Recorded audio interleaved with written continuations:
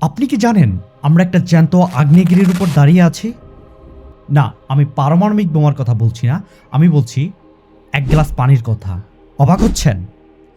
অবাক হওয়ারই কথা, কিন্তু সত্যটা হলো পরবর্তী বিশ্বযুদ্ধ কোনো দেশ বা ধর্মের জন্য হবে না, সেটা হবে এক ফোঁটা পানির জন্য।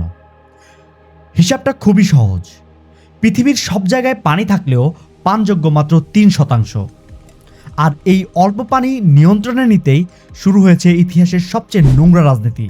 যেমন ধরুন, চীন তিব্বতের হিমবাহ নিজেদের কবজায় রাখছে, যার উপর আমাদের বাংলাদেশ ও ভারতের পানি নির্ভর করে। অন্যদিকে ইথিওপিয়া এমনভাবে বাদ দিচ্ছে যে নীল নদের দেশ মিশর হয়তো কয়েক বছরের মধ্যেই মরুভূমি হয়ে যাবে।